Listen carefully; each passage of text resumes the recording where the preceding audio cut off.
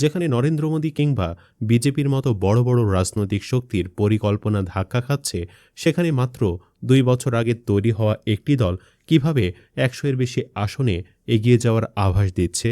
তবে কি এমজিআর ও জয়ললিতার সেই ঐতিহাসিক চলচ্চিত্রের ধারাকে আবার ফিরিয়ে আনছেন বিজয়? কিন্তু রাজনীতির বাহিরেও বিজয়ের যে বিষয়টি আজ সবার নজর কেড়েছে, তা হল সব ধর্মের মানুষের প্রতি তার অগাধ শ্রদ্ধা, বিশেষ করে মুসলিম সম্প্রদায়ের প্রতি তার মানবিক আচরণ।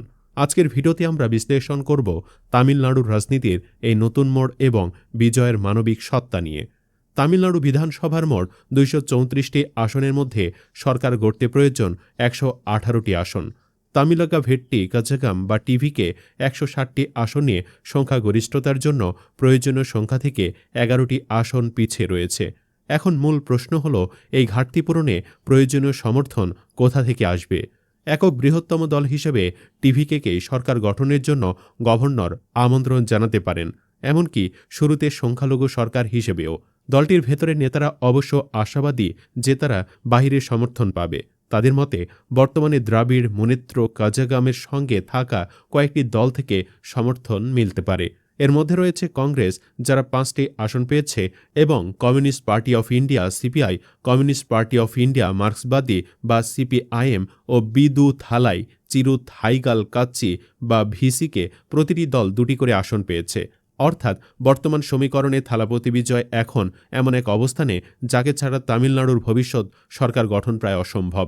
বিজয়ের এই অভাবনীয় সাফল্যের পেছনে কেবল তার স্টারডম নয়, বরং তার মানবিক আচরণ কাজ করছে।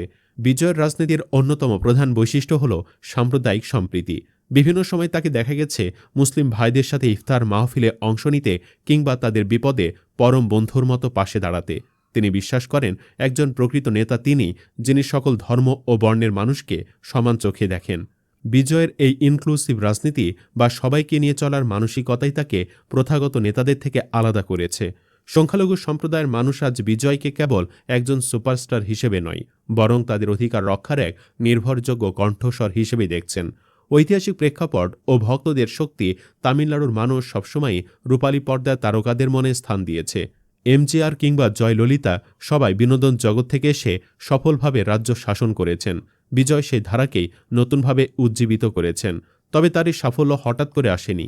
দীর্ঘদিনের সুপরিকল্পিত সামাজিক কাজ, যেমন রক্তদান কর্মসূচি, দুর্যোগে ত্রাণ বিতরণ এবং সাধারণ মানুষের শিক্ষা নিয়ে কাজ করা তাকে আমজনতার মসিহা করে তুলেছে। তরুণ প্রজন্ম ও ডিজিটাল বিপ্লব ডিএমকে বা এআইএডিএমকে এর মতো প্রতিষ্ঠিত দলগুলোর প্রতি তরুণ ভোটারদের একাংশের একঘেয়েমি বিজয়কে বড় সুযোগ করে দিয়েছে। ডিজিটাল মিডিয়া এবং ইউটিউবকে অত্যন্ত দক্ষতার সাথে ব্যবহার করে তিনি তরুণদের কাছে এই বার্তা পৌঁছে দিয়েছেন যে তিনি পরিবর্তনের প্রতীক। ফলে প্রথমবার ভোট দিতে চাওয়া তরুণদের বড় একটি অংশ এখন থালাপতি বিজয়ের অনুসারী। সব মিলে তামিলনাড়ুর রাজনীতির চেনা সমীকরণ এখন পুরোপুরি বদলে গেছে। বিজয় কি নিজে সরকার গঠন করবেন, নাকি পর্দার আড়ালে থেকে কিং মেকারের ভূমিকা পালন করবেন, তা সময় বলে দেবে। তবে একটি বিষয় নিশ্চিত, দক্ষিণ ভারতের রাজনীতিতে এক নতুন যুগের সূচনা হয়েছে, যেখানে মানুষের আবেগ আর অধিকারই শেষ কথা।